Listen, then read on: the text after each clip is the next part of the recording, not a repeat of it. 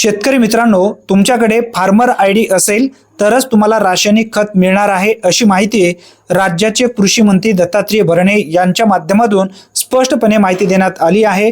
केंद्रीय कृषी मंत्री शिवराजसिंह चौहान व राज्याचे कृषी मंत्री दत्तात्रय भरणे यांच्यामध्ये जी काही बैठक झाली होती त्या बैठकीचा फोटो सुद्धा तुम्ही पाहू शकता।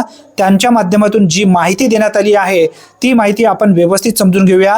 राज्यातील शेतकऱ्यांना दिल्या जाणाऱ्या अनुदानित रासायनिक खतांच्या वितरणात पारदर्शकता आणि कार्यक्षमता वाढवण्यासाठी आता फार्मर आयडीचा वापर करण्यात येणार असल्याची माहिती कृषी मंत्री दत्तात्रय भरणे यांनी दिली आहे।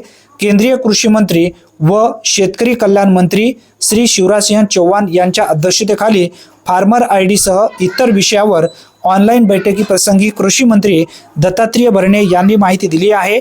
ॲग्रिस्टेक योजनेअंतर्गत फार्मर आयडीचा वापर करून देशातील पहिला पायलट प्रकल्प महाराष्ट्रात राबवण्यात येणार असल्याची ही माहिती यावेळी दिली आहे।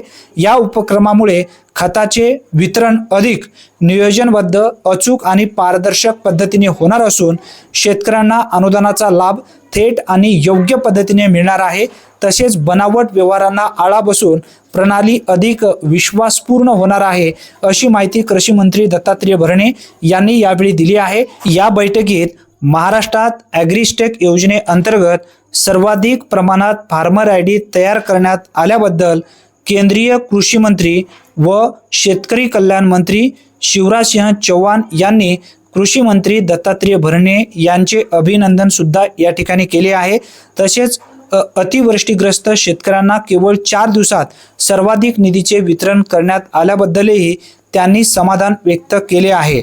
यानंतर पुढे जी माहिती देण्यात आली आहे ती माहिती सुद्धा पाहून घ्या। केंद्रीय मंत्री चौहान यांनी पुढील काळात सर्व योजनांमध्ये फार्मर आयडीचा वापर वाढवण्याचा जो काही सूचना आहे ते सुद्धा देण्यात आले आहे। म्हणजे आता प्रत्येक कामासाठी शेतकऱ्यांना फार्मर आयडी आवश्यकच राहणार आहे। फार्मर आयडीचा जास्तीत जास्त वापर केला जावा असा सुद्धा उल्लेख या ठिकाणी करण्यात आलेला आहे। या निर्णयामुळे राज्यातील शेतकऱ्यांना सुलभ व पारदर्शक पद्धतीने मदत होणार आहे। धन्यवाद।